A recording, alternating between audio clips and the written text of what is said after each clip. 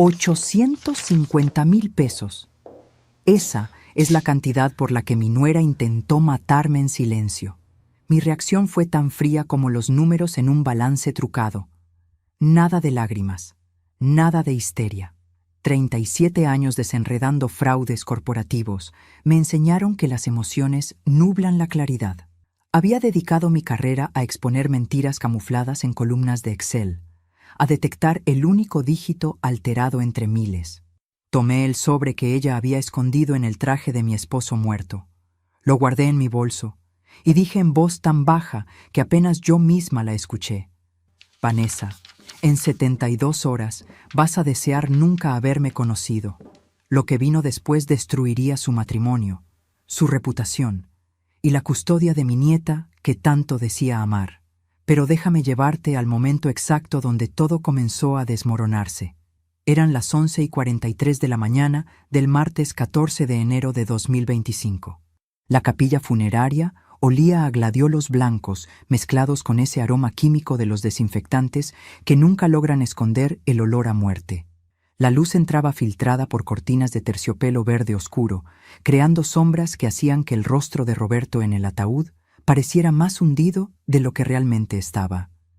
El aire acondicionado zumbaba constantemente, un sonido mecánico que se mezclaba con los sollozos contenidos de mis hermanas. Mis manos temblaban mientras sostenía el rosario que Roberto me había regalado en nuestro 20º aniversario. Las cuentas de madera estaban tibias contra mi piel. Podía sentir cada hendidura, cada imperfección tallada a mano. Mi nombre es Patricia Morales de Campos. Tengo 61 años. Fui esposa de Roberto durante 38 años, 4 meses y 16 días. Madre de Diego, nuestro único hijo. Abuela de Emma, de 5 años. Y en ese momento, parada frente al ataúd de mi esposo, no tenía idea de que mi familia había estado planeando robarme durante medio año. Vanessa se acercó al ataúd poco después del mediodía. Llevaba un vestido negro de Sara que costaba al menos 3,000 pesos. Sus zapatos eran nuevos, brillantes, tacones altos que resonaban contra el piso de mármol. Clic, clic, clic. Cada paso sonaba como una cuenta regresiva. Yo estaba sentada en la primera fila, a apenas 3 metros. Mi hijo Diego estaba afuera, fumando. Lo había visto salir 15 minutos antes, nervioso, evitando mi mirada.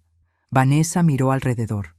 Lento, calculado, como quien revisa si hay testigos antes de cometer un delito. Sus ojos recorrieron la sala. Mi hermana Lucía estaba en el baño. Mi cuñado Javier hablaba por teléfono en el pasillo. El hijo de mi prima dormitaba en una silla del fondo.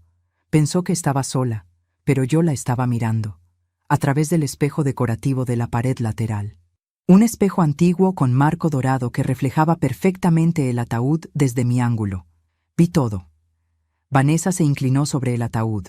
Su mano derecha tembló ligeramente mientras metía algo dentro del saco del traje de Roberto. Un sobre, grueso, color manila. Lo escondió entre las solapas, cerca del corazón. Sus dedos se movieron rápido, practicados, como si lo hubiera ensayado. Después se persignó. Lento, deliberado. Perfecta actuación de nuera devota.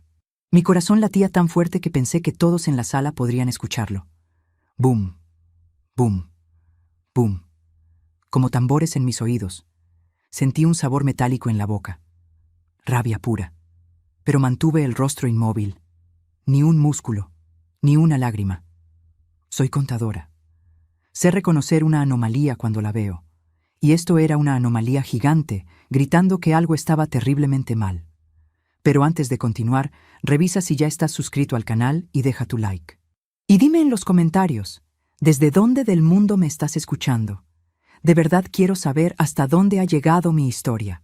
30 minutos después, cuando todos salieron para el café que sirvieron en el salón anexo, volví sola a la capilla. El lugar estaba vacío, silencioso.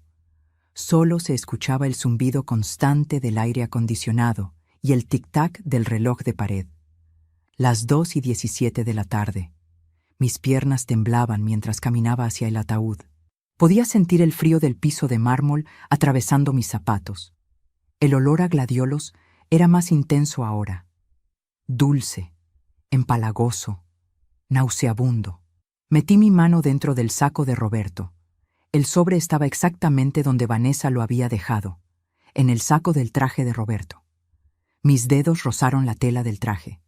Era el mismo traje que Roberto usó en la boda de Diego, gris oscuro. Yo misma lo había llevado a la funeraria esa mañana, planchado, con el pañuelo de seda que le regalé en su último cumpleaños. Saqué el sobre. Pesaba. Mucho. Demasiado para ser una simple carta de despedida. Lo abrí con manos temblorosas. Adentro había documentos, muchos. Papeles oficiales con sellos, firmas, números. Mi cerebro de contadora comenzó a procesar la información automáticamente, incluso antes de que mi corazón entendiera lo que estaba viendo. Una póliza de seguro de vida. 850,000 pesos, contratada el 20 de agosto de 2024, 6 meses antes de la muerte de Roberto. Asegurado, Roberto Campos Herrera. Beneficiaria, Vanessa Ruiz de Campos, no Patricia Morales de Campos, no la esposa de 38 años, no la madre de su hijo. Vanessa, mi nuera. Mis manos comenzaron a temblar tan violentamente que casi dejo caer los papeles. Respiré hondo. Una vez. 2 veces. El aire entraba frío a mis pulmones, pero salía caliente, cargado de furia. Seguí revisando el sobre. Extractos bancarios. De la cuenta conjunta que Roberto y yo teníamos. La que usábamos para gastos de la casa, para los medicamentos de Roberto, para todo. 15,000 pesos. Retirados el 20 de septiembre. 15,000 pesos. Retirados el 20 de octubre. 15,000 pesos. Retirados el 20 de noviembre. 15,000 pesos. Retirados el 20 de diciembre. 15,000 pesos. Retirados el 20 de enero. 3 días antes de que Roberto muriera. 75,000 pesos en total. Todos los retiros firmados por Diego Campos Morales, mi hijo, con autorización supuestamente firmada por Roberto. Pero yo sabía algo que ellos pensaban que yo no sabía. En septiembre, Roberto ya tenía demencia vascular avanzada. Apenas podía sostener una cuchara. Sus manos temblaban constantemente. Su firma era un garabato ilegible que cambiaba cada vez. No había forma de que Roberto hubiera autorizado esos retiros. No había forma de que hubiera firmado esos documentos. ¿Sabes qué fue lo peor? Lo que me partió el corazón en ese momento, parada frente al ataúd de mi esposo, sosteniendo la evidencia de la traición de mi propia familia. No fue el dinero. No fueron los 850,000 pesos que planeaban robarme. Fue darme cuenta de que mientras yo cuidaba a Roberto día y noche, limpiando sus vómitos, cambiando sus pañales, durmiendo 3 horas porque él se despertaba confundido a las 2 de la madrugada, gritando que quería ir a casa. Mientras yo hacía todo eso, mi hijo y mi nuera estaban en la cocina de mi casa, calculando cuánto dinero ganarían cuando Roberto finalmente muriera. Guardé los documentos en mi bolso, despacio, metódico, como si estuviera archivando evidencia en un caso corporativo, porque eso era exactamente lo que estaba haciendo. Volví al salón anexo a las 2:34 de la tarde. Todos seguían tomando café. Vanessa reía, con mi hermana Lucía, contando alguna anécdota sobre Emma. Su risa sonaba cristalina, inocente, perfecta. Nadie notó que había estado ausente. Nadie notó que acababa de descubrir el fraude más grande de mi vida. Me serví una taza de café. El líquido estaba tibio, amargo. Lo tomé lentamente, observando a Vanessa por encima del borde de la taza. Ella me miró una vez. Sonrió. Esa sonrisa cálida de nuera perfecta que había perfeccionado durante 7 años de matrimonio con mi hijo. Yo le devolví la sonrisa. Pero algo en mis ojos debió cambiar, porque su sonrisa vaciló. Solo un segundo, casi imperceptible. Entonces supe algo importante. Ella no sabía que yo había encontrado el sobre, y esa sería mi ventaja. Necesito que entiendas algo sobre mí. Sobre quién era yo antes de convertirme solo en la esposa de Roberto o la madre de Diego, antes de que mi vida se redujera a cuidar a un hombre que ya no recordaba mi nombre.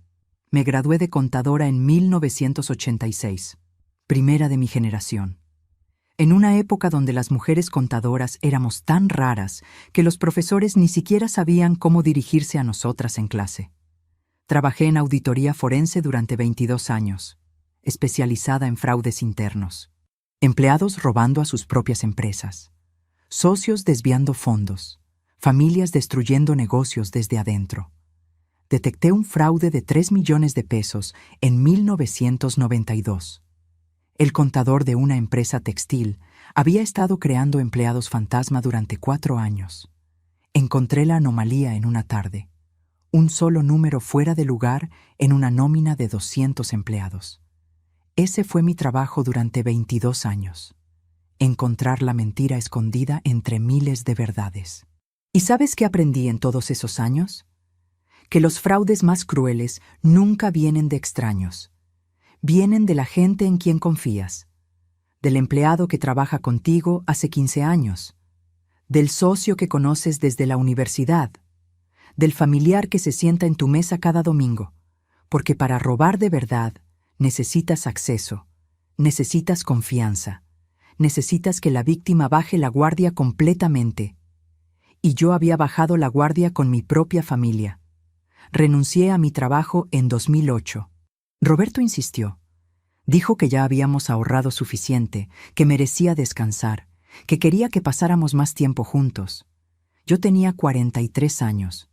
Todavía tenía tanto que aportar, pero lo amaba. Así que renuncié. Dejé mi carrera, dejé mi independencia, dejé la única cosa en el mundo en la que yo era excepcional, por él. Y ahora él estaba muerto. Y descubría que alguien había usado mi confianza, mi amor, mi dedicación, para robarme el futuro que habíamos construido juntos. Pero todavía no te he contado algo crucial, algo que cambiaría todo lo que pensaba sobre los últimos 6 meses de vida de Roberto. Déjame regresar al 20 de agosto de 2024, el día que contrataron el seguro. Yo lo recuerdo perfectamente. Era jueves. Roberto tuvo una crisis ese día. Una fuerte. Se despertó a las 6 de la mañana gritando que había hombres en el cuarto que querían lastimarlo. Tardé 2 horas en calmarlo. Le di su medicación. Lo bañé. Lo vestí. A las 11 de la mañana finalmente se durmió, exhausto. Yo también estaba exhausta. No había dormido bien en semanas, así que me recosté en el sofá de la sala, solo por un momento. Diego llegó cerca del mediodía. Lo escuché entrar con su llave. Abrí los ojos, medio dormida. «Mamá, necesito llevar a papá al médico. Una revisión de rutina. Tú descansa, yo me encargo». Me pareció extraño. Roberto tenía cita con el neurólogo el martes siguiente. Ya estaba agendada. ¿Por qué una revisión de rutina un jueves sin avisar? Pero estaba tan cansada, tan terriblemente cansada. Y Diego era mi hijo. En él confiaba. En él creía. «Gracias, mijo. Llévalo. Ten cuidado». Se llevó a Roberto. Volvieron 3 horas después. Roberto estaba confundido, agitado. Diego dijo que el médico había cambiado uno de los medicamentos, que era normal que estuviera así. Yo no pregunté más. No pregunté qué médico. No pregunté a dónde fueron. No pregunté por qué no me invitaron. ¿Y sabes a dónde lo llevaron realmente ese día? A firmar la póliza de seguro, con Vanessa como beneficiaria, 850,000 pesos. Un hombre que esa mañana había gritado viendo alucinaciones, un hombre que no podía recordar qué día era, un hombre que me preguntaba 3 veces por hora si ya había comido. Ese hombre supuestamente firmó documentos legales esa tarde. Lo que yo no sabía entonces era que Vanessa trabajaba como asistente administrativa en esa misma aseguradora. Llevaba ahí 4 años. Conocía los procedimientos, conocía las lagunas legales, sabía exactamente cómo hacer que un hombre con demencia avanzada pareciera competente durante 20 minutos. El tiempo justo para firmar papeles. Lo planearon todo, cada detalle, cada paso, y me usaron mi cansancio, usaron mi confianza, usaron el hecho de que yo estaba tan absorta cuidando a Roberto que no podía ver nada más allá de sus necesidades inmediatas. Mientras yo limpiaba, mientras yo cocinaba, mientras yo sostenía su mano en las noches cuando tenía miedo. Ellos planeaban, calculaban, esperaban. Esa noche en el velorio, cerca de las 8, algo más pasó. Algo que no entendí hasta días después, pero que ahora, mirando hacia atrás, cobra un sentido escalofriante. Diego se acercó a mí. Puso su mano en mi hombro. Su tono era suave, casi tierno. Mamá, sé que esto es difícil, pero quiero que sepas que Vanessa y yo vamos a cuidarte. No estás sola. Cuentas con nosotros para todo. Sus palabras sonaban hermosas, consoladoras. El hijo perfecto, reconfortando a su madre viuda. Pero sus ojos miraban hacia el ataúd mientras hablaba, hacia donde Vanessa había escondido ese sobre. Y vi algo en su mirada que me heló la sangre. Satisfacción. Como quien espera un paquete y finalmente llega. No lo supe en ese momento. Mi cerebro no quiso procesar lo que mis ojos estaban viendo. Pero ahora, con el sobre en mi bolso, con los documentos que probaban el fraude, ahora entendía. Ese abrazo no era consuelo. Era celebración contenida. Le devolví el abrazo. Le di las gracias. Actué como la madre agradecida que él esperaba que fuera.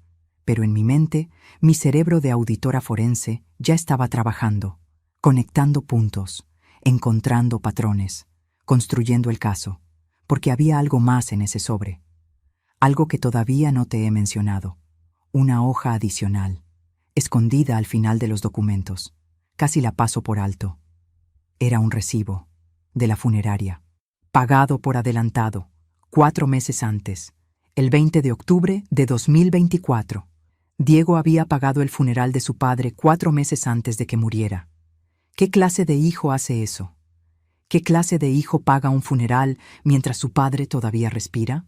La respuesta es simple. El tipo de hijo que ya sabe cuánto tiempo le queda a su padre y lo planea todo. El tipo de hijo que ve a su padre no como una persona, sino como un cronómetro contando hacia un premio de 850,000 pesos. Roberto murió el domingo 11 de enero a las 4:37 de la madrugada. Yo estaba con él. Sostuve su mano. Le canté la canción de cuna que solía cantarle a Diego cuando era bebé. Besé su frente. Le dije que lo amaba. Diego llegó a las 7 de la mañana. Cuando le dije que su padre había muerto, se tapó la cara. Sus hombros temblaban. Pero no escuché ningún sollozo. No vi ninguna lágrima. Solo temblores secos, actuados. Y luego dijo algo extraño. Tan extraño que lo anoté en mi mente inmediatamente. Está en paz ahora, mamá. Ya no sufre. Todo salió como debía salir. Todo salió como debía salir. No, Dios lo quiso así. No, era su tiempo. Todo salió como debía salir. Como si hubiera un plan. Como si Roberto hubiera seguido un calendario predeterminado. Guardé todas estas observaciones. Cada anomalía. Cada detalle fuera de lugar. Porque eso es lo que hago. Es lo que siempre he hecho. Solo faltaban 69 horas para que ellos entendieran su error. 69 horas para que descubrieran que la vieja contadora jubilada que creían débil y quebrada por el duelo, nunca dejó de ser contadora, nunca dejó de buscar anomalías, y acababa de encontrar la más grande de todas. El entierro fue al día siguiente, miércoles 15 de enero, a las 10 de la mañana. El cementerio estaba silencioso excepto por el canto de las chicharras y el sonido de las palas golpeando la tierra. 60 horas. Eso era todo lo que faltaba.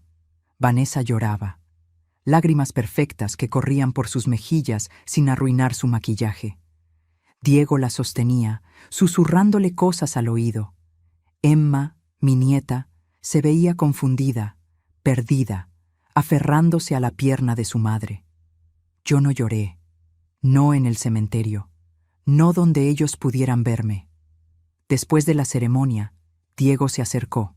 Mamá, hablé con Vanessa. Queremos que vengas a vivir con nosotros. No puedes quedarte sola en esa casa tan grande. Somos familia, nos cuidamos entre nosotros. Sus palabras sonaban perfectas. El hijo amoroso, ofreciendo refugio a su madre viuda. Pero yo había visto los documentos. Sabía exactamente cuánto valía mi cuidado para ellos. Gracias, mijo, Déjame pensarlo unos días. Vi un destello en sus ojos. Impaciencia, molestia. Desapareció en menos de un segundo, reemplazado por comprensión. Claro, mamá, tómate tu tiempo, pero no mucho. No es bueno que estés sola procesando esto. No es bueno que estés sola. Traducción. No es bueno que tenga tiempo para pensar, para revisar documentos, para hacer preguntas incómodas. Pero ya era demasiado tarde para eso. Esa noche, sola en mi casa, saqué el sobre otra vez. Lo extendí todo sobre la mesa del comedor. Las mismas mesas donde Roberto y yo habíamos cenado durante 38 años, donde Diego había hecho su tarea de niño, donde habíamos celebrado cada Navidad, cada cumpleaños, cada logro familiar. Saqué mi laptop, una Dell vieja que había comprado en 2015. Todavía funcionaba perfectamente. Abrí una hoja de cálculo. Porque eso es lo que haces cuando eres contadora. Cuando encuentras un fraude, no te pones a llorar. Documentas, organizas, construyes el caso número por número. Columna A. Fechas de los retiros bancarios. Columna B. Montos. Columna C. Firmas autorizantes. Columna D. Estado cognitivo de Roberto en cada fecha. Empecé a recordar, a reconstruir los últimos 6 meses de nuestra vida. Y fue entonces cuando empecé a ver el patrón completo. Todas las cosas que ignoré. Todas las señales que estuvieron ahí, gritándome, y que yo decidí no ver porque no quería creer que mi propio hijo pudiera hacerme esto. El primer retiro fue el 20 de septiembre, 15,000 pesos. 3 días después, el 23 de septiembre, Diego vino a visitarnos. Era lunes. A las 6:15 de la tarde. Lo recuerdo porque Roberto acababa de tomar su medicación de las 6. Diego entró con una botella de vino. Cara. Una etiqueta que no reconocí.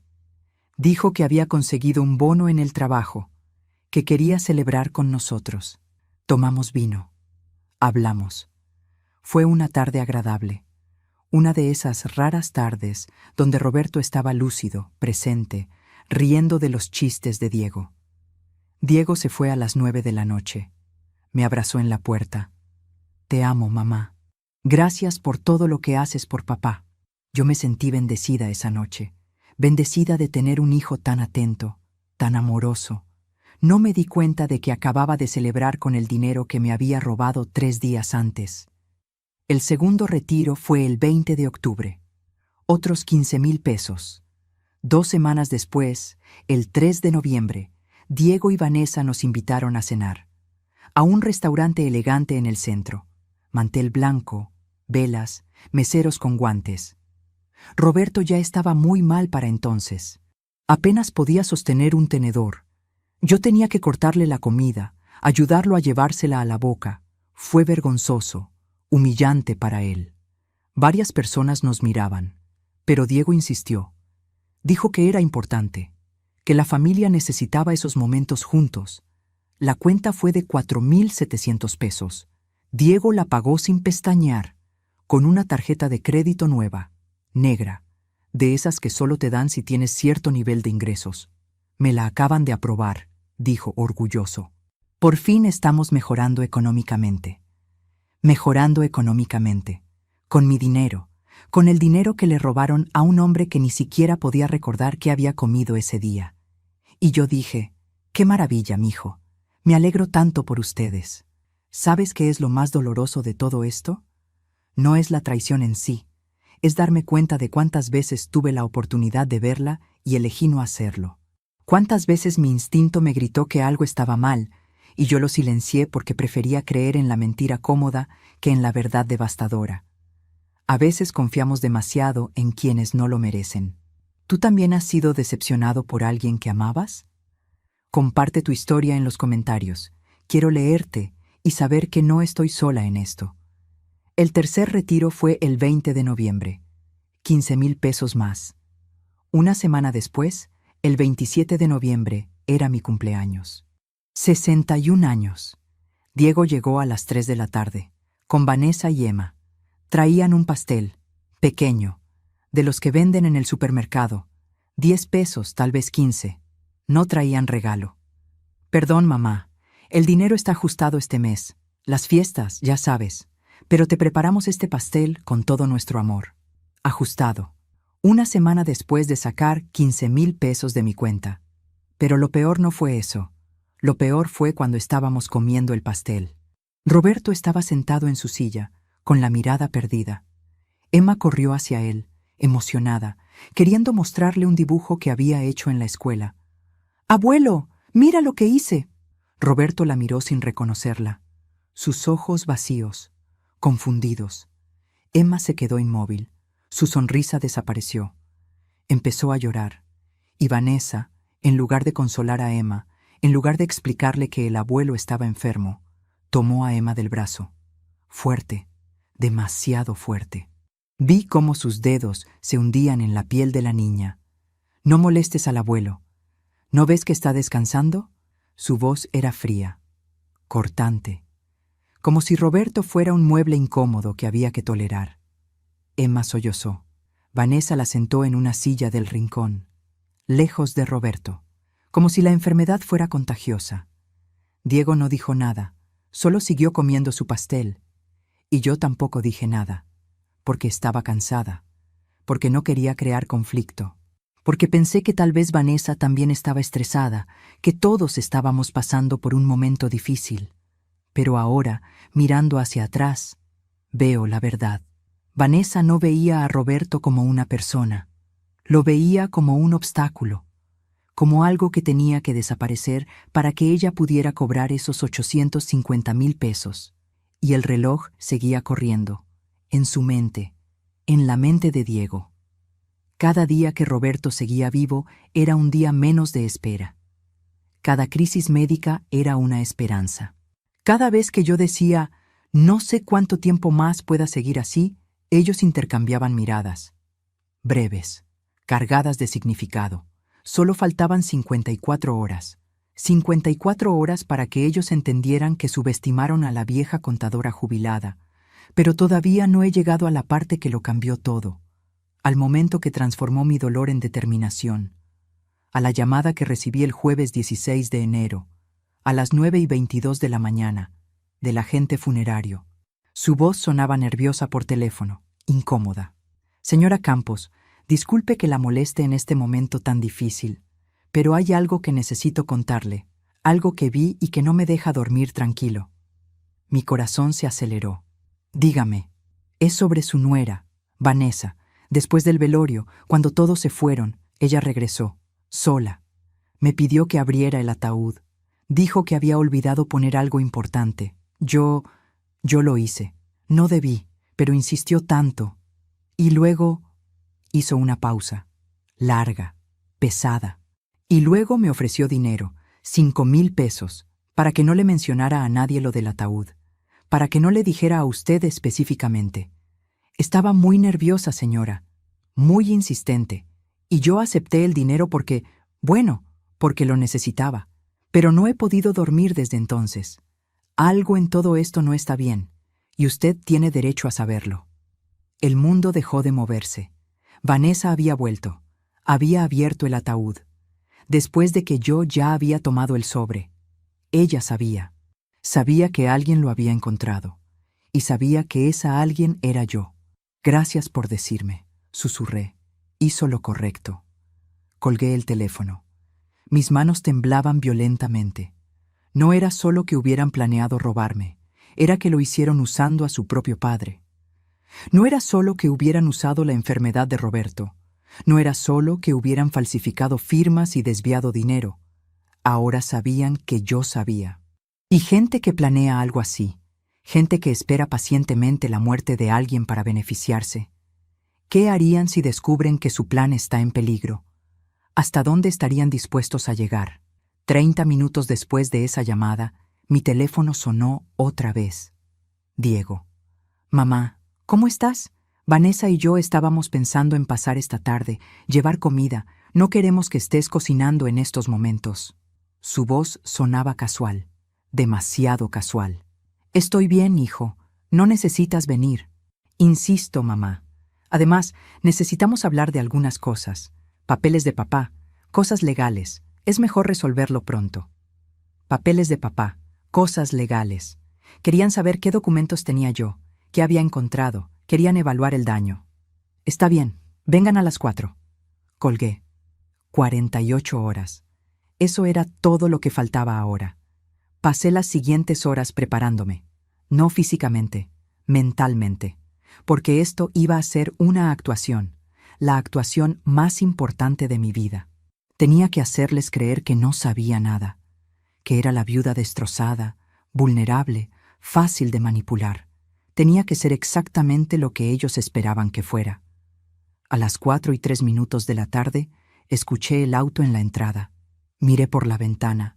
No era el auto viejo de Diego, era un Volkswagen Jetta nuevo, rojo brillante, con placas temporales. Acababan de comprarlo. Mientras yo enterraba a mi esposo, ellos compraban autos nuevos.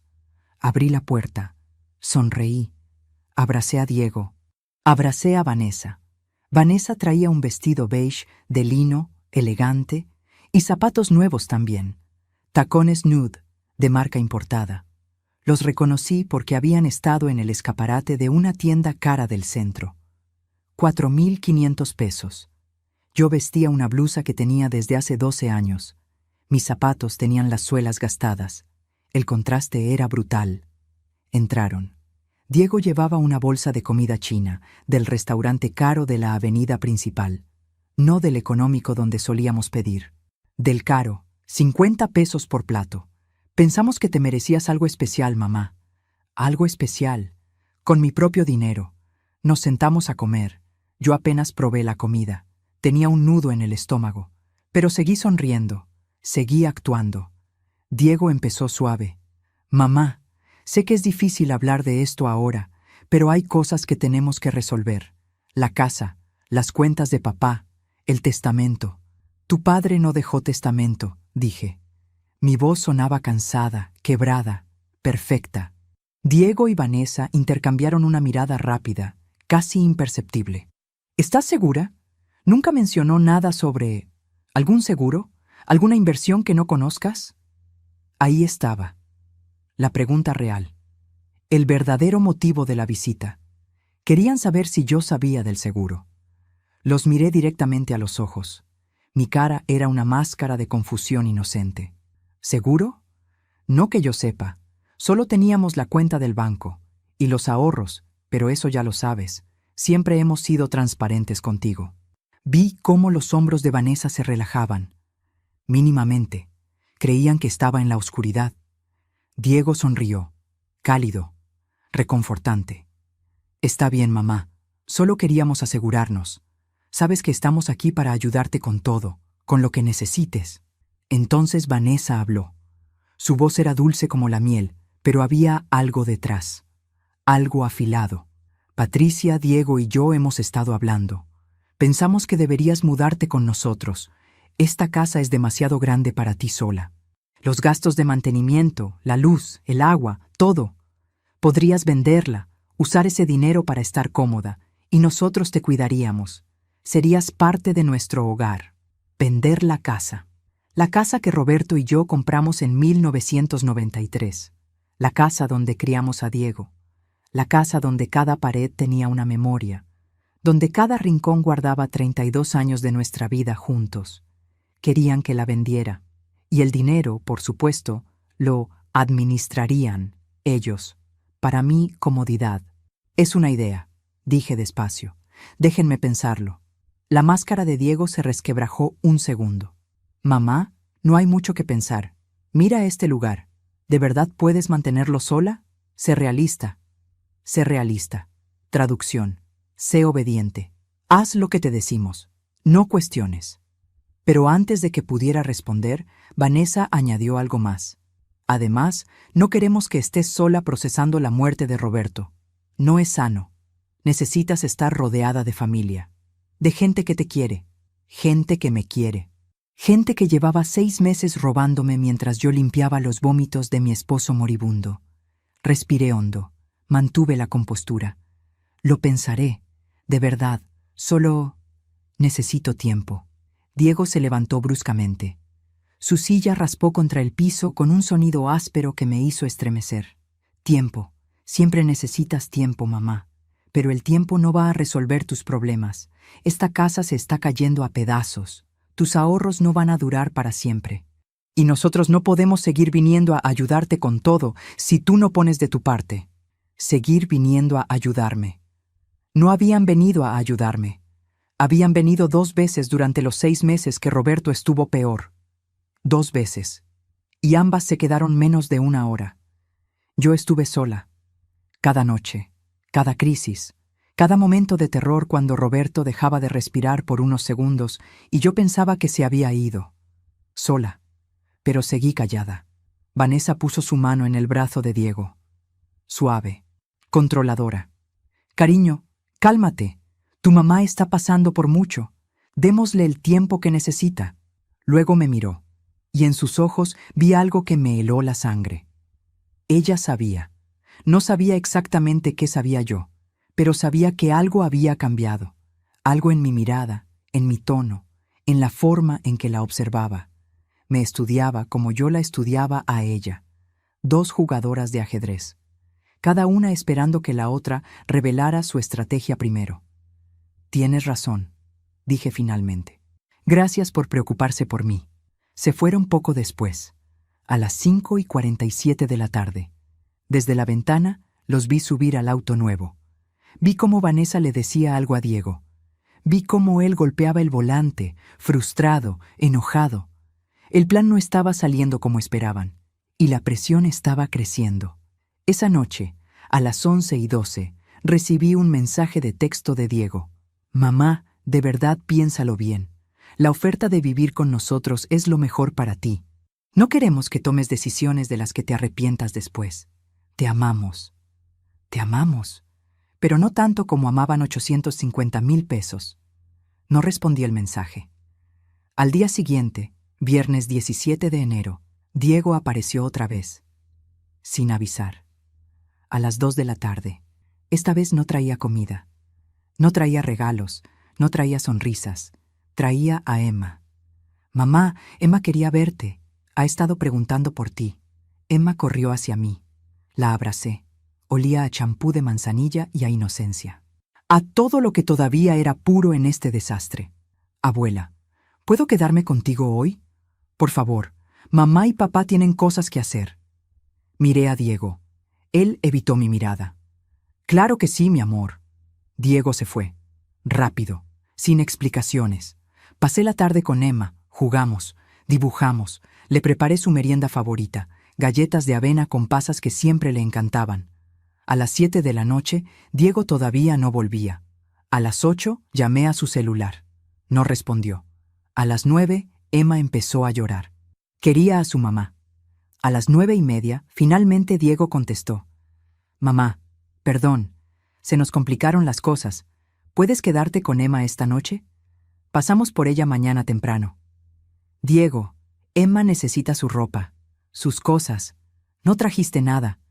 Improvisas, mamá, como siempre has hecho. Nos vemos mañana. Colgó. Me usaron. Usaron a su propia hija como herramienta de manipulación, como forma de presionarme, de recordarme que ellos controlaban el acceso a mi nieta. Esa noche acosté a Emma en la habitación de invitados. Le presté una de mis camisas viejas como pijama. Le canté la misma canción de cuna que solía cantarle a Diego cuando era pequeño. Ella se durmió aferrada a mi mano. Y yo me quedé ahí, sentada en el borde de la cama, mirándola dormir. Y algo dentro de mí se endureció. Ya no se trataba solo de mí, se trataba de Emma. De una niña inocente siendo criada por 2 personas capaces de planear un fraude mientras su abuelo agonizaba. ¿Qué más serían capaces de hacer? ¿Qué tipo de valores le estaban enseñando? ¿Qué tipo de persona se convertiría si crecía pensando que esto era normal? Diego pasó por Emma al día siguiente a las 11 de la mañana, sábado 18 de enero. Sin disculpas, sin explicaciones, solo. Gracias, mamá. Nos salvaste. Nos salvaste, como si yo existiera solo para resolverles problemas, para servirles, para ser útil cuando me necesitaban y desechable cuando no. Vanessa ni siquiera se bajó del auto. Solo tocó el claxon 2 veces, impaciente. Emma salió corriendo. Se subió al auto. Se fueron. Y yo me quedé parada en la puerta de mi casa, sola otra vez. 24 horas. Solo faltaban 24 horas. Pero algo cambió en esa última interacción. Algo en la forma en que Diego me miró antes de irse. Frío, distante, como si fuera una empleada, una niñera gratuita, no su madre, no la mujer que lo había llevado en el vientre 9 meses, no la que renunció a su carrera para criarlo, no la que se desveló cada vez que tuvo fiebre, pesadillas o el corazón roto, solo una herramienta. Y en ese momento, mirándolo alejarse en su auto nuevo comprado con dinero robado, no sentí tristeza, sentí algo mucho más peligroso, sentí claridad absoluta, fría, precisa, mortal. Sonreí, porque finalmente entendí algo que Roberto solía decirme cuando yo auditaba casos especialmente crueles. Patricia, la gente que cree que puede salirse con la suya siempre comete el mismo error. Subestiman a la persona a la que están robando. Y ese error, mi amor, ese error les cuesta todo.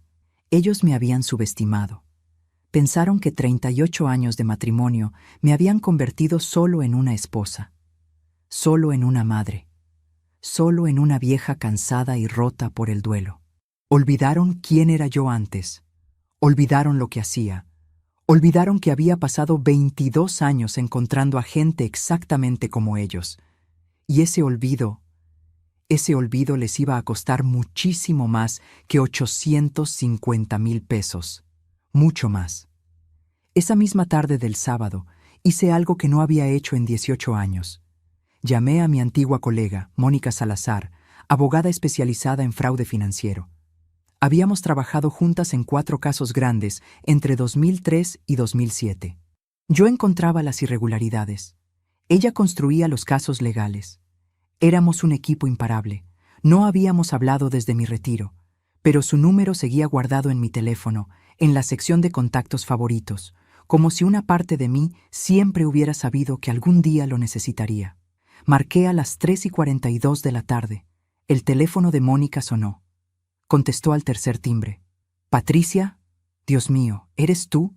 Su voz sonaba exactamente igual, firme, directa, confiable. «Soy yo, Mónica. Necesito ayuda». Le conté todo, cada detalle, el seguro, los retiros, las firmas falsificadas, el estado cognitivo de Roberto, la póliza pagada por adelantado, todo. Mónica guardó silencio durante 5 segundos completos después de que terminé. Luego dijo: «Patricia, esto es fraude. Fraude grave. Si lo que dices es cierto, estamos hablando de falsificación de documentos, abuso de adulto mayor, apropiación indebida. Tu hijo podría ir a prisión, tu nuera también». «Lo sé. ¿Estás segura de que quieres seguir adelante con esto? Es tu hijo, Patricia». Cerré los ojos, respiré hondo. «Es mi hijo, y me robó mientras yo cuidaba a su padre moribundo. Sí, estoy segura». «Está bien. Escúchame con atención. Mañana es domingo. El lunes a primera hora quiero que vengas a mi oficina. Trae todos los documentos, todo. Vamos a construir un caso. Y créeme, Patricia, si esto es lo que parece, ellos no van a saber qué los golpeó». Colgamos a las 4:06. 18 horas. Solo faltaban 18 horas para que comenzara la cuenta regresiva que Diego y Vanessa nunca vieron venir. Esa noche no dormí. No podía. Mi mente trabajaba sin parar, recordando, analizando, conectando cada pieza del rompecabezas. Y fue entonces, a las 2:37 de la madrugada, cuando recordé algo crucial, algo que no había procesado hasta ese momento. En noviembre, Roberto tuvo una crisis particularmente mala. Fue el 8 de noviembre, sábado. Se cayó en el baño a las 5 de la mañana. Yo escuché el golpe, corrí. Estaba en el piso, sangrando de la frente, confundido, llorando. Llamé a Diego, desesperada. «Hijo, necesito ayuda. Tu papá se cayó. No puedo levantarlo sola». Diego tardó 45 minutos en llegar. 45 minutos mientras yo sostenía a Roberto en el piso frío del baño, presionando una toalla contra su frente para detener el sangrado. Cuando Diego finalmente llegó, parecía molesto. no preocupado. Molesto. Mamá, eran las 5:30 de la mañana, estábamos durmiendo. Tu padre estaba sangrando. Pero no era una emergencia de vida o muerte, ¿verdad? Pudiste esperar hasta más tarde. Me quedé muda. Roberto estaba ahí, en el piso, sangrando, llorando. Y Diego estaba molesto porque lo desperté. Pero aquí está la parte que acabo de recordar. Cuando Diego llegó, Vanessa venía con él. Y ella no entró a ayudar. Se quedó en el auto, esperando. La vi por la ventana del baño. Estaba revisando su teléfono, tranquila, desinteresada, como si estuviera esperando en el estacionamiento de un supermercado, no afuera de la casa donde su suegro acababa de caerse y lastimarse. Diego me ayudó a levantar a Roberto. Lo llevamos a la cama, le limpié la herida. Necesitaba puntos, pero Roberto odiaba los hospitales. Tenía pánico desde su diagnóstico, así que improvisé con tiras adhesivas y vendas. Diego se fue a los 20 minutos. Avísame si pasa algo grave, mamá. Algo grave. Como si esto no lo fuera. Y ahora, 3 meses después, finalmente entendía. No vinieron a ayudar, vinieron a evaluar. A ver si esta era la ocasión. Si Roberto finalmente se iba a morir y ellos podrían cobrar el seguro. Pero Roberto sobrevivió. Se recuperó de la caída. Y apuesto lo que sea a que esa noche, de regreso a casa, Diego y Vanessa tuvieron una conversación. Una conversación sobre cuánto tiempo más tendrían que esperar. Sobre cuánto más tendrían que fingir preocupación. Sobre cuándo finalmente llegaría su premio de 850,000 pesos. Me levanté de la cama, fui a la computadora, abrí una hoja de cálculo y empecé a escribir. Todo, cada visita, cada comentario extraño, cada momento en que debieron mostrar amor y mostraron indiferencia, cada señal que ignoré. Escribí durante 4 horas. Cuando terminé, el sol comenzaba a salir. Las 6:43 de la mañana. Domingo 19 de enero. Tenía 17 páginas. 17 páginas de evidencia cronológica. Fechas, horas, conversaciones textuales, testigos que estuvieron presentes. Porque eso es lo que haces cuando construyes un caso. No te basas solo en documentos financieros. Te basas en el patrón de comportamiento, en la historia completa. Mientras te cuento todo esto, me pregunto desde dónde podrías estar escuchándome. Escribe el nombre de tu ciudad en los comentarios. Me encantaría saber hasta dónde están llegando mis palabras. El domingo pasó lento, dolorosamente lento. Diego no llamó. Vanessa no escribió, ni siquiera un mensaje preguntando cómo estaba. El silencio era ensordecedor. Pasé el día organizando documentos, imprimiendo extractos bancarios adicionales que encontré en los archivos en línea del banco, buscando en los cajones de Roberto cualquier papel que pudiera ser relevante. Y encontré algo, en el cajón de su mesita de noche, debajo de recibos viejos y fotos antiguas. Una libreta pequeña, de esas que regalan en las farmacias, con el logo de un laboratorio de medicamentos en la portada. La abrí. Era la letra de Roberto, temblorosa, irregular, pero era su letra. Había escrito entradas, como un diario. Las últimas eran de agosto, antes de que su mente se deteriorara completamente. 18 de agosto. Diego vino hoy. Dijo que necesitaba que firmara unos papeles, del banco. No entendí bien. Patricia no estaba. Me sentí confundido. Firmé. Espero haber hecho bien. 21 de agosto. Vanessa me trajo papeles otra vez. Dijo que era para ayudar a Patricia, que era una sorpresa, que no le dijera. Mis manos temblaban tanto que apenas pude escribir mi nombre. ¿Hice mal? 22 de agosto. Me siento culpable. Creo que firmé algo que no debía. Pero no recuerdo qué era. Patricia me preguntó si estaba bien. Le dije que sí. Mentí. No quiero preocuparla. Está tan cansada de cuidarme. Las lágrimas cayeron sobre la libreta antes de que pudiera detenerlas. Mancharon la tinta. Las palabras de Roberto. Sus últimos pensamientos coherentes. Él lo sabía. En algún nivel sabía que algo estaba mal, que lo estaban usando. Pero estaba tan confundido, tan perdido en su propia mente, que no pudo hacer nada al respecto. Y no me lo dijo porque no quería preocuparme. Incluso mientras lo traicionaban, incluso mientras su mente se desmoronaba, su único pensamiento era protegerme. Me derrumbé, ahí, sola en la habitación que compartimos durante 38 años, con la libreta de Roberto en mis manos. Finalmente me permití llorar. No había llorado en el funeral, no había llorado en el entierro, no había llorado cuando encontré los documentos. Pero esto me destrozó. Sollocé, fuerte, violento. Mi cuerpo entero temblaba, el tipo de llanto que sale desde el fondo del alma, desde ese lugar donde guardas el dolor que es demasiado grande para procesarlo. Lloré por Roberto, por el hombre brillante que había sido y en quien se convirtió, por la indignidad que sufrió sin entenderla completamente, por la traición de su propio hijo. Lloré por mí, por todos los años que dediqué a una familia que resultó ser una mentira, por la ingenuidad de creer que el amor era suficiente, por el tiempo perdido que nunca recuperaría. Lloré hasta que no me quedaron más lágrimas, y entonces, a las 4:18 de la tarde, me levanté. Me lavé la cara, me peiné el cabello, me miré en el espejo. Mis ojos estaban rojos, hinchados, pero había algo más en ellos ahora. Determinación, fría, absoluta, inquebrantable. Tomé la libreta, la puse con los demás documentos. Era la pieza final, la evidencia de que Roberto no estaba en condiciones de firmar nada. Sus propias palabras lo probaban. 8 horas. Solo faltaban 8 horas para mi cita con Mónica. Esa noche, a las 9:46, recibí un mensaje de Diego.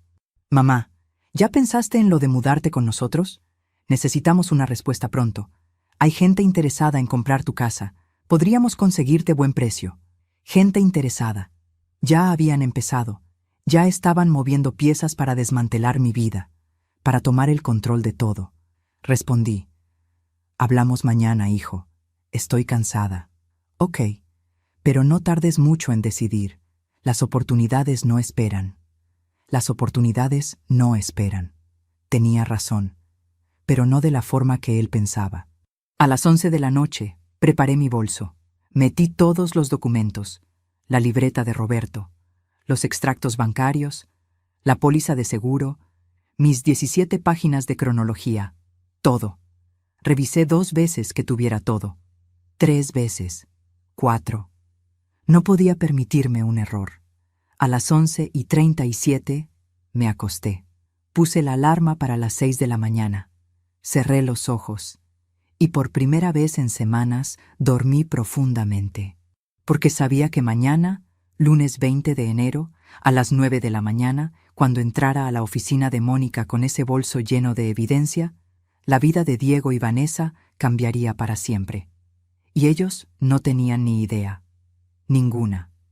Lunes 20 de enero, las 6:02 de la mañana. La alarma sonó. No la necesité. Llevaba despierta desde las 5:40. Me duché, me vestí. Elegí cuidadosamente mi ropa. Un traje sastre gris que no usaba desde mi último día de trabajo en 2008. Todavía me quedaba. Tal vez un poco más suelto que antes, pero me quedaba. Me miré en el espejo. Ya no era la viuda destrozada. Ya no era la madre ingenua. Era Patricia Morales, contadora forense, auditora especializada en fraudes. Y estaba de vuelta. Salí de casa a las 7:43. El bolso con los documentos pesaba en mi hombro. No por el peso físico, por lo que representaba, por lo que estaba a punto de desencadenar. La oficina de Mónica quedaba a 40 minutos en transporte público. Tomé el autobús de las 8. Me senté junto a la ventana. Vi la ciudad pasar, las calles que había recorrido durante 38 años, la vida que había construido con Roberto. Todo estaba a punto de cambiar. Llegué a las 8:47. 13 minutos antes, me senté en la recepción. Una chica joven me ofreció café. Acepté. Lo sostuve entre mis manos. Tibio. Reconfortante. A las 8:59, Mónica salió de su oficina. Lucía exactamente como la recordaba. Cabello corto, lentes gruesos, traje impecable, esa mirada aguda que no dejaba escapar ningún detalle. Me vio, sonrió, pero era una sonrisa profesional, la sonrisa que usaba cuando sabía que el caso sería brutal. Patricia, pasa. Entramos a su oficina. Cerró la puerta. Se sentó frente a mí. Sacó una libreta, un bolígrafo. Muéstrame todo. Abrí mi bolso. Y durante las siguientes 2 horas extendí mi vida sobre su escritorio. La póliza de seguro, los extractos bancarios, la libreta de Roberto. Mis 17 páginas de cronología, fechas, horas, testigos, todo. Mónica lo revisó en silencio, metódicamente. Tomaba notas.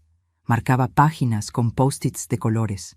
Amarillo para fechas importantes, rosa para inconsistencias legales, azul para testigos potenciales. Cuando terminó, eran las 11:07 de la mañana. Se quitó los lentes. Se frotó los ojos. Patricia, esto es devastador. Y sólido, muy sólido. La libreta de Roberto es oro puro, sus propias palabras documentando su estado mental. Las fechas coinciden perfectamente con los retiros, las firmas en los documentos bancarios. Voy a necesitar que un perito grafólogo las examine, pero incluso a simple vista se ve que no son consistentes. ¿Tengo un caso? Tienes más que un caso. Tienes una bomba, fraude, falsificación, abuso de adulto mayor, explotación financiera. Si esto va a juicio, Patricia, tu hijo podría enfrentar entre 5 y 10 años de prisión. Tu nuera también. El aire salió de mis pulmones. 10 años. Mi hijo. En prisión. Por 10 años. Mónica me miró. Sus ojos eran compasivos pero firmes. ¿Estás segura de que quieres hacer esto? Pensé en Roberto. En sus últimos meses. En su confusión. En su miedo. En cómo Diego y Vanessa lo usaron mientras su mente se desmoronaba. Pensé en Emma, en la niña inocente siendo criada por 2 personas capaces de esto. Pensé en mí, en 38 años de matrimonio, en 22 años de carrera sacrificados, en una vida entera dedicada a una familia que me vio como un recurso explotable. Sí, estoy segura. Mónica asintió, tomó su teléfono, marcó un número. Fiscal Ramírez, habla Mónica Salazar. Tengo un caso que necesita ver. No, ahora. Es urgente. Fraude de alto monto con víctima fallecida y evidencia de abuso de adulto mayor. Sí. En 30 minutos. Colgó. Me miró. Vamos a presentar cargos penales. Hoy, ahora. El fiscal Ramírez es el mejor en estos casos. Si él ve lo que yo veo, Diego y Vanessa tendrán una orden de investigación antes del final del día. Mi teléfono vibró. Diego. Mamá, ¿dónde estás? Pasamos por tu casa y no estabas. ¿Estás bien? Mi corazón se aceleró. Pasaron por mi casa, sin avisar. ¿Qué estaban buscando? No respondí. 5 minutos después, otro mensaje. Mamá, contéstame. Nos estás preocupando. ¿Dónde estás? Mónica leyó mi expresión. ¿Qué pasa? Le mostré los mensajes. Saben que algo cambió. Saben que no estás comportándote como esperaban. Patricia, esto va a acelerarse. Necesitamos moverte rápido. ¿Hay alguna posibilidad de que tengan acceso a tu casa? ¿Llaves? Mi sangre se heló. Diego tenía llave, la llave que le di años atrás para emergencias. Sí, tiene llave. ¿Los documentos originales están en tu casa? No. Los tengo aquí. Todo está aquí. Bien. No vuelvas a casa sola. Cuando terminemos con el fiscal, te vas a ir a un hotel o a casa de algún familiar de confianza. No pueden saber dónde estás hasta que esto esté oficializado. Otro mensaje de Diego. Mamá, si no contestas en 10 minutos, vamos a llamar a la policía. Estamos muy preocupados.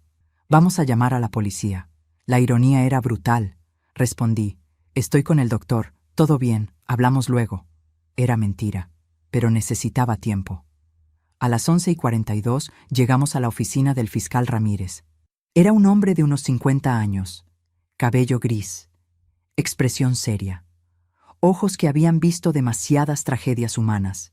Mónica presentó el caso, mostró los documentos, explicó las inconsistencias, señaló las fechas cruciales El fiscal Ramírez escuchó en silencio. Cuando Mónica terminó, él me miró directamente. Señora Campos, entiende que esto va a destruir a su familia, ¿verdad? Su hijo irá a prisión. Su nuera también. Su nieta crecerá sabiendo que sus padres están en prisión por robar a su abuela. Esto no se puede deshacer. Lo entiendo. ¿Y aún así quiere proceder? Pensé en la libreta de Roberto, en sus palabras temblorosas. ¿Hice mal? No quiero preocuparla. Está tan cansada. Sí, quiero proceder. El fiscal asintió. Tomó los documentos. Dame 48 horas. Voy a verificar las firmas. Voy a contactar a la aseguradora. Voy a revisar los registros médicos de su esposo. Si todo checa como parece, voy a emitir una orden de investigación el miércoles por la mañana. Para el viernes tendremos suficiente para cargos formales. 48 horas. 2 días. En 2 días, Diego y Vanessa recibirían la visita de la policía. Salimos de la oficina a la 1:14 de la tarde. Mónica me llevó a un café cercano.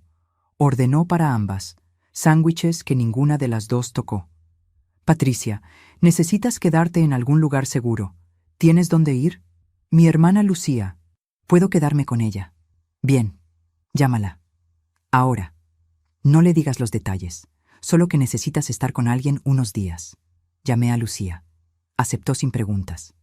A las 2:20 de la tarde, Mónica me llevó a casa de Lucía. En el camino, mi teléfono no dejó de vibrar. Diego. Vanessa. Diego otra vez. 4 llamadas. 8 mensajes. No respondí ninguno. Cuando llegamos a casa de Lucía, finalmente abrí los mensajes. El último decía: Mamá, si no me contestas ahora mismo, voy a asumir que algo malo pasó y voy a hacer lo necesario para encontrarte. Lo necesario para encontrarte. No sonaba a preocupación, sonaba a amenaza. Lucía abrió la puerta. Me abrazó. Me hizo pasar. Patricia, ¿qué está pasando? Necesito quedarme contigo unos días. Te explicaré todo, pero ahora solo necesito descansar. Esa noche, a las 9:53, Lucía tocó la puerta de la habitación de invitados donde yo estaba. Patricia, Diego está aquí, abajo. Dice que necesita verte, que es urgente. Mi corazón dejó de latir por un segundo. Encontró dónde estaba. Dile que suba. Escuché sus pasos en las escaleras, pesados, rápidos, enojados. Entró sin tocar. Cerró la puerta detrás de él, y vi algo en sus ojos que nunca había visto antes. Rabia, pura, sin filtros. ¿Dónde estuviste hoy? Con el doctor. Ya te dije. Mentira, llamé a tu doctor. No tuviste cita. ¿Dónde estuviste? Me quedé callada. Diego dio un paso hacia mí. Su voz bajó, peligrosamente baja. Mamá, necesito que me digas la verdad. ¿Encontraste algo? ¿En el funeral? ¿En el ataúd de papá? Ahí estaba. La pregunta real. Lo miré directamente a los ojos. ¿Por qué lo preguntas, Diego? ¿Hay algo que debería haber encontrado? Su mandíbula se tensó. Sus manos se cerraron en puños. No juegues conmigo. Sé que Vanessa puso algo ahí. Y sé que tú lo tomaste.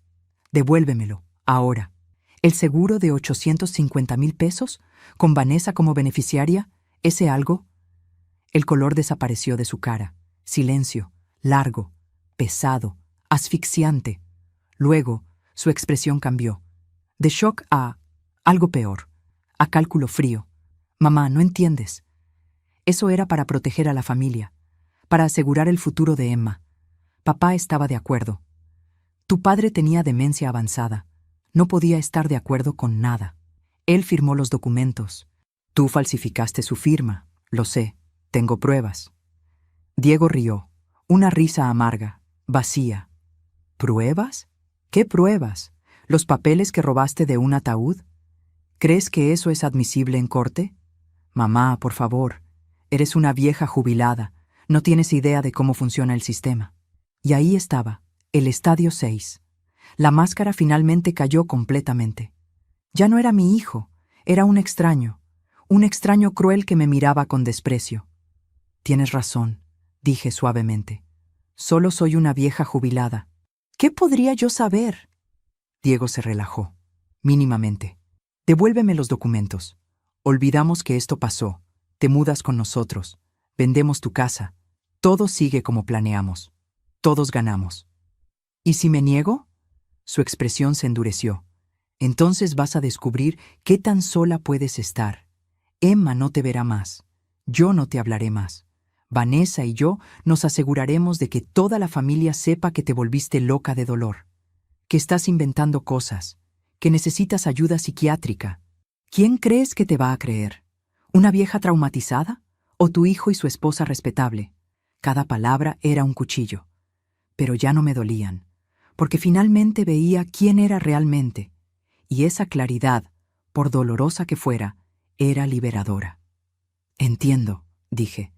¿Dónde están los documentos? En un lugar seguro. Mamá, Diego, sal de esta habitación, ahora, o llamo a la policía y les digo que me estás amenazando. Nos miramos. 2 extraños, 2 enemigos. Diego salió, dio un portazo.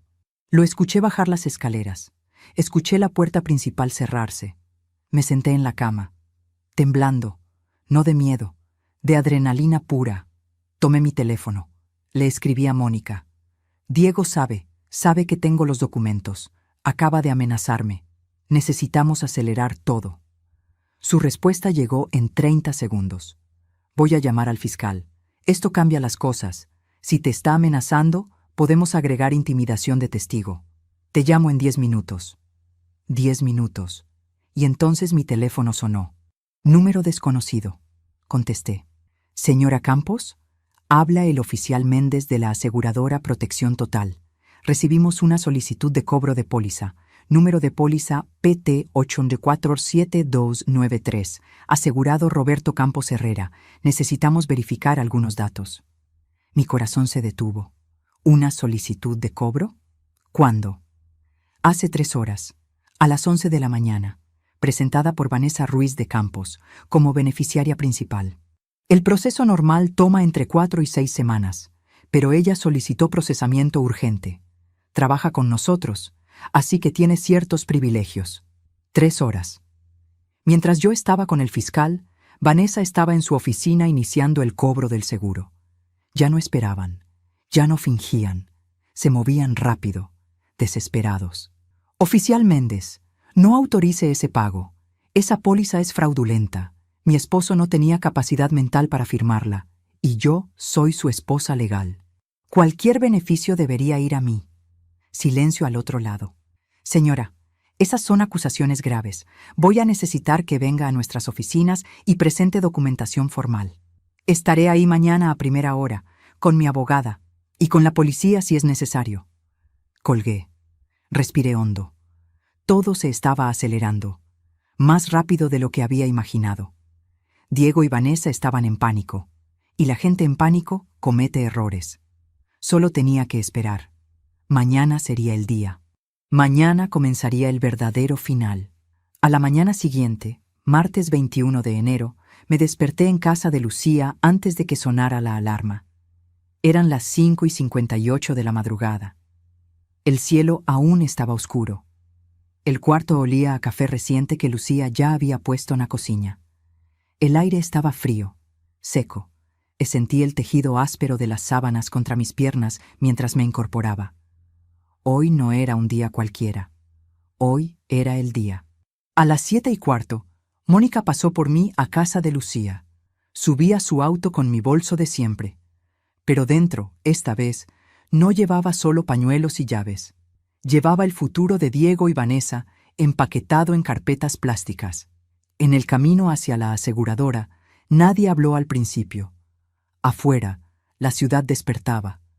Vendedores abriendo cortinas metálicas, niños de uniforme atravesando la calle, autobuses llenos. Dentro del auto, el único sonido era el aire acondicionado y el ligero tintinear de las anillas metálicas de la carpeta que yo apretaba contra mi regazo. Patricia, dijo Mónica finalmente, recuerda algo. Hoy no estás pidiendo un favor. Hoy estás defendiendo un derecho. Tu derecho, el de Roberto. Asentí. Llegamos a las oficinas de protección total a las 8:32 de la mañana. El edificio era de vidrio, alto, moderno. En el lobby olía a perfume caro, mezclado con café de máquina. Los pisos brillaban tanto que casi reflejaban mi rostro. Sentí un nudo amargo en la garganta, toda esa elegancia pagada, en parte, por pólizas como la de Roberto. En el ascensor, el silencio era denso. El aire parecía más frío allí dentro. Podía oír claramente el zumbido suave del motor subiendo, como un conteo regresivo. Piso 9. La puerta se abrió. La recepcionista nos dirigió a una sala de reuniones pequeña, con paredes de vidrio y una mesa blanca. Luz fluorescente. Sillas de cuero sintético que crujían cuando nos sentamos. 5 minutos después entró el oficial Méndez. Joven, tal vez 30 y pocos años, camisa azul clara, una carpeta en la mano. Su aroma a desodorante barato contrastaba con el perfume dulce que aún venía del corredor. Señora Campos, licenciada Salazar, gracias por venir. Se sentó. Abrió su carpeta. Como le dije por teléfono, recibimos la solicitud de cobro de la póliza de su esposo ayer a las 11 de la mañana. Normalmente, esto sería un trámite simple, pero sus declaraciones cambian todo. Mónica deslizó hacia él una de nuestras carpetas. Aquí tiene copia de la libreta de Roberto, registros médicos y evidencia de los retiros hechos por el hijo, Diego Campos Morales, aprovechándose del deterioro cognitivo del señor Campos. Méndez empezó a revisar los documentos. Cada hoja que pasaba sonaba como un golpe seco en la mesa. Tac, tac, tac. El sonido parecía ecoar directamente en mi pecho. Pasaron 10, 15 minutos. Finalmente, levantó la vista. Esto es serio, muy serio, y concuerda con algo que ya nos parecía extraño. La póliza fue contratada con mucha prisa, con la esposa legal excluida como beneficiaria y con la propia empleada, la señora Vanessa Ruiz, como única beneficiaria. Eso ya es, como mínimo, un conflicto de interés. Y un posible delito, añadió Mónica, su voz firme. Méndez asintió. Voy a detener de inmediato el proceso de pago. La póliza será congelada hasta nueva instrucción. Además, voy a elevar un informe interno a nuestro departamento jurídico. Ellos colaborarán con la fiscalía. Sentí un ligero sabor dulce de alivio en la boca, mezclado con el sabor metálico de la rabia que aún no se iba. Quiero que quede constancia, dije, de que mi esposo no tenía capacidad mental para entender lo que firmaba, y que Vanessa y Diego aprovecharon eso. Y que mientras yo lo bañaba y le daba de comer, ellos usaban mi ausencia para sentarlo delante de papeles que no comprendía. Quedará constancia, dijo Méndez, más serio ahora. Y si se confirma lo que aquí parece, su nuera va a perder mucho más que su puesto. Mientras hablábamos, escuché pasos acelerados en el pasillo. Tacones, rápidos, determinados. Ese sonido se me clavó en la espina antes mismo de ver quién era. La puerta se abrió de golpe. Era Vanessa. Vestido ajustado color vino, blazer claro, maquillaje impecable a las 9 de la mañana. Sus ojos iban encendidos, como quien viene pronta para una lucha. El perfume fuerte, floral, invadió la sala de una vez. «¿Qué está pasando aquí?», dijo sin saludar.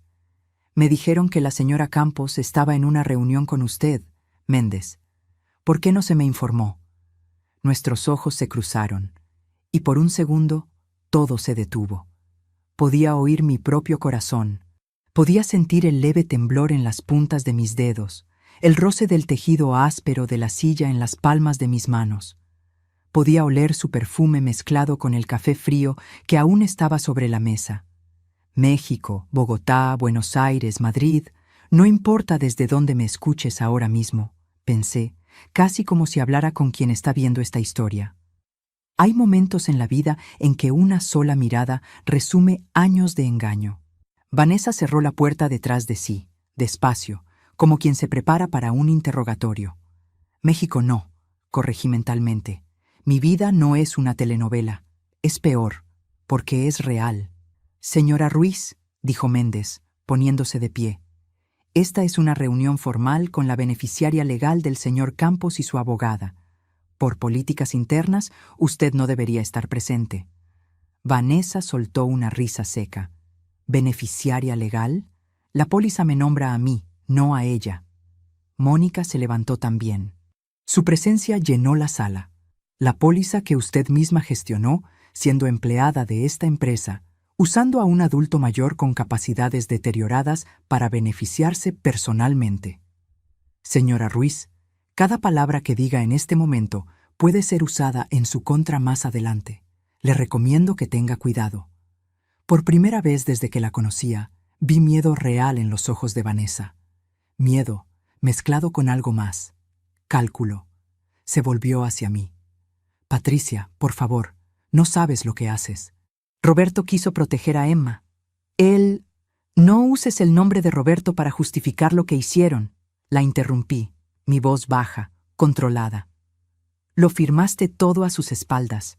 Aprovechaste cada vez que yo salía a comprar medicamentos, cada momento en que estaba tan cansada que cerraba los ojos 20 minutos en el sofá para ponerle un bolígrafo en la mano a un hombre que ya no sabía ni escribir su nombre.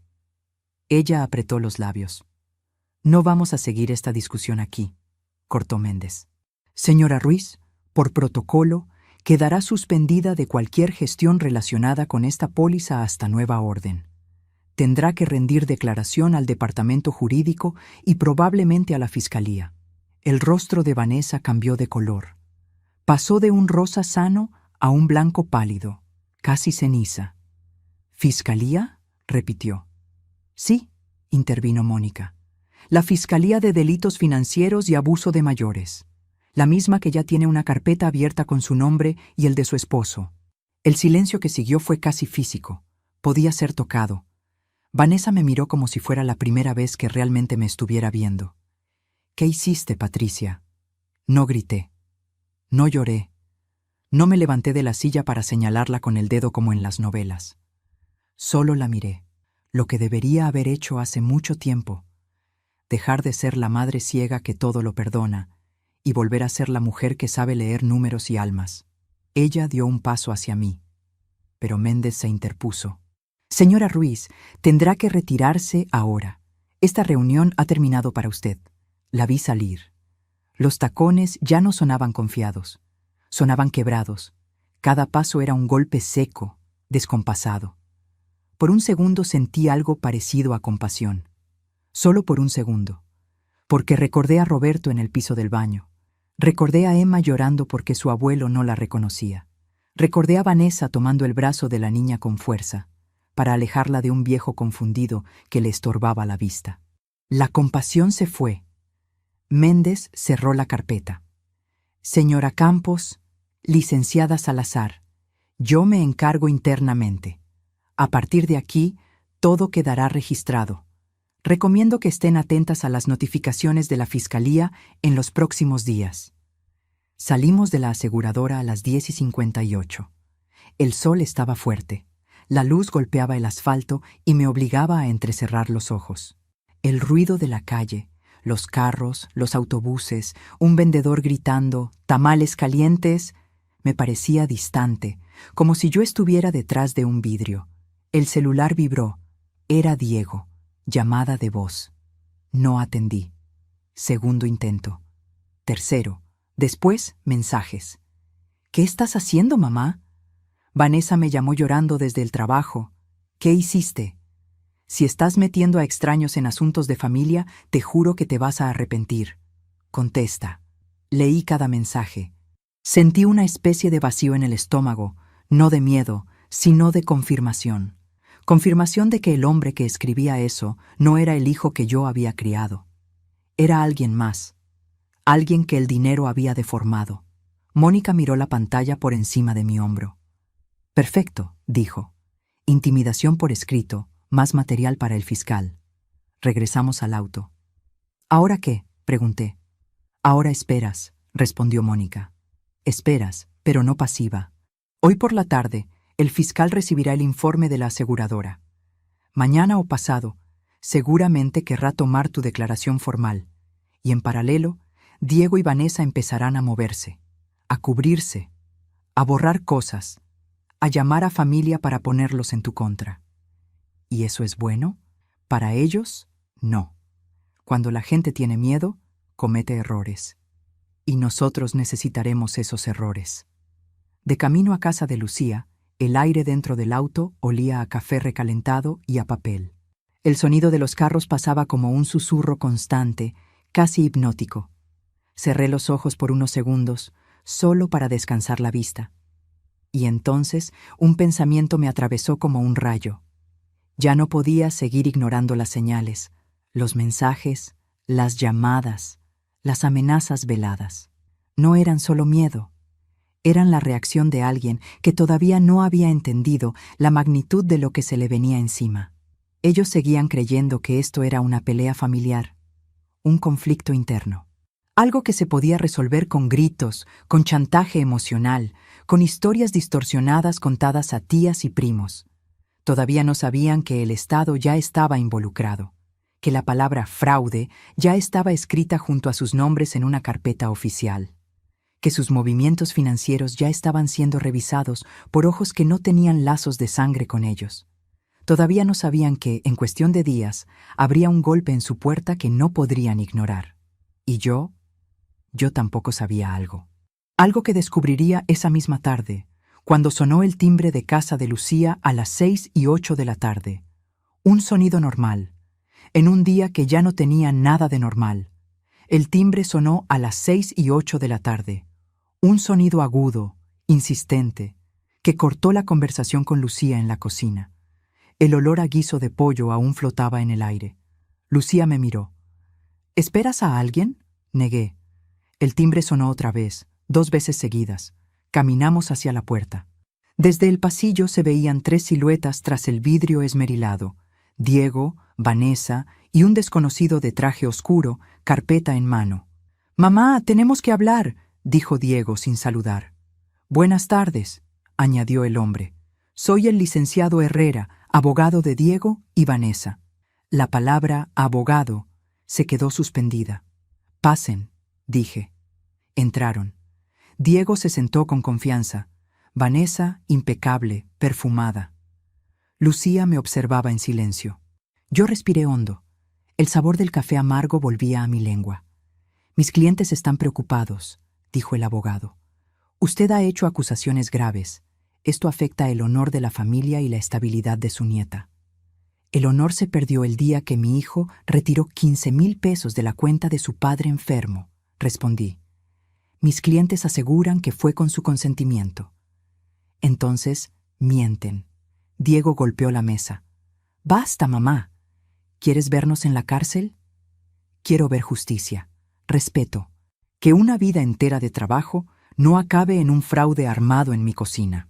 Vanessa intentó calmar el tono. «Patricia, sabemos tus sacrificios, pero ese dinero no es solo tuyo. Diego es el hijo, Emma la nieta. También tenemos derecho a pensar en nuestro futuro». «El derecho se gana», respondí.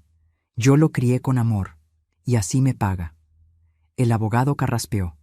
«Queremos un arreglo familiar. Usted retira las denuncias y ellos garantizan su manutención y cuidado». «Déjeme ver si entiendo. Ellos roban y yo entrego mi silencio a cambio de una mesada». «Yo no lo pondría así», dijo él. «Por supuesto, porque si lo dijera con las palabras correctas, sentiría vergüenza». Diego estalló. «Siempre la víctima, siempre el drama». Lo miré fijamente. «¿Sabes lo que es limpiar vómito de tu padre? ¿O contar monedas para sus medicinas porque vaciaste la cuenta? En Navidad cociné 5 horas esperando que vinieras, y a último momento preferiste otra casa. 12 sillas vacías, Diego. Eso duele más que el dinero». Silencio. Vanessa fingía mirar la pared. «Si seguimos este camino penal, no habrá vuelta atrás», advirtió el abogado. «Ya decidí», dije. «En 48 horas tocarán tu puerta, Diego. No seré yo, será la justicia». «¿Y crees que saldrás ilesa?», te señalarán. «La señora que metió al hijo preso». Prefiero eso a ser cómplice. Que mis nietos digan que su abuela tuvo el valor de decir basta.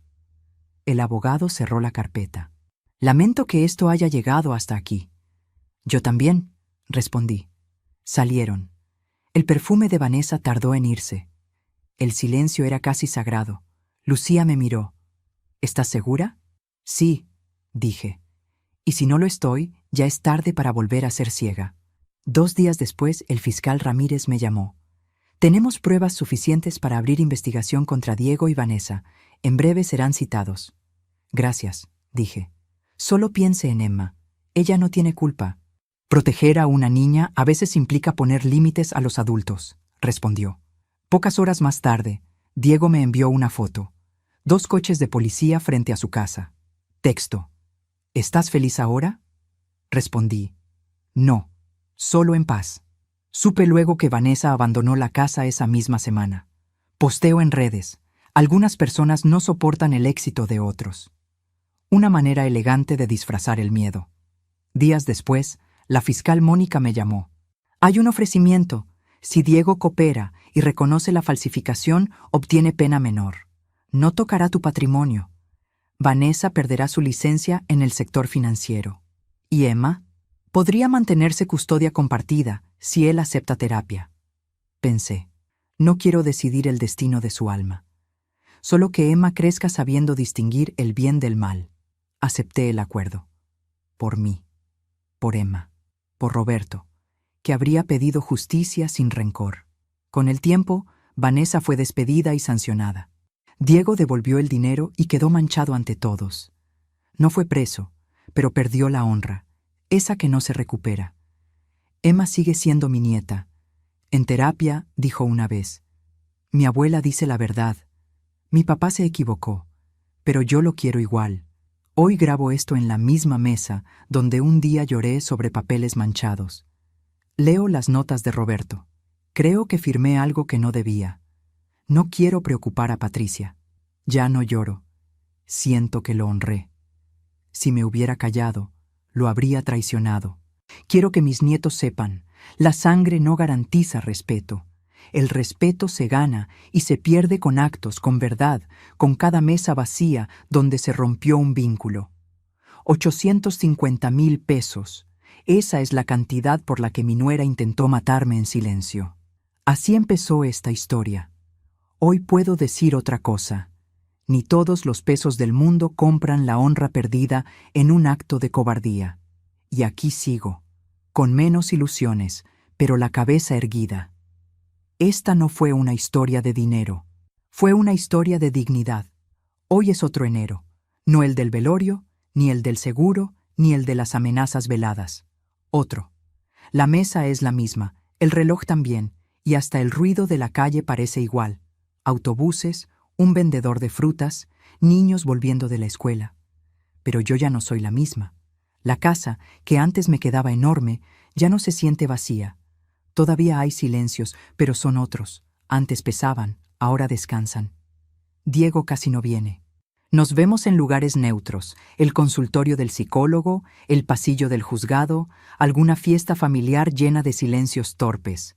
Su voz suena más baja, su mirada menos soberbia. No sé si es arrepentimiento o solo la certeza de haber perdido el terreno firme que creía tener. No lo abrazo como antes, tampoco lo odio. Aprendí algo que tal vez tú ya sabes. Hay dolores que no se curan con abrazos, sino con límites. Emma, en cambio, sigue corriendo a través de esta puerta. Me abraza, habla de la escuela, me enseña dibujos. A veces repite frases de casa. Mi mamá dice que eres muy valiente. Oh, mi papá se queda callado cuando hablan de ti. Creo que te extraña. No controlo lo que Diego cuenta sobre mí. Controlo lo que Emma ve. Una mujer que no habla mal de su padre. Una mujer que responde cuando ella pregunta, ¿por qué peleaste con mi papá? Porque los adultos también se equivocan, y cuando lo hacemos, debemos aceptar las consecuencias, aunque duelan. Nada de sermones, nada de veneno. La vida se encargará de mostrar quién fue quién. La iglesia, durante un tiempo la evité. No por Dios, sino por las miradas. Escuché susurros. Es la señora que denunció al hijo. Pobre, sola. Hasta que un domingo regresé. Entré a las 9:03. Olor a incienso, banco conocido. Algunos me observaron, otros bajaron la vista. El padre habló de saqueo, de reparar el daño, de que perdón no es impunidad. Salí con una paz extraña. la que nace de entender que la fe también es dignidad. Mi casa sigue sencilla. No compré lujos con el dinero recuperado. Pagué deudas, arreglé el techo, compré una cama nueva. En la cocina, una mesa remendada, la olla de mi madre, un pequeño radio con música vieja cuentan mi historia mejor que yo.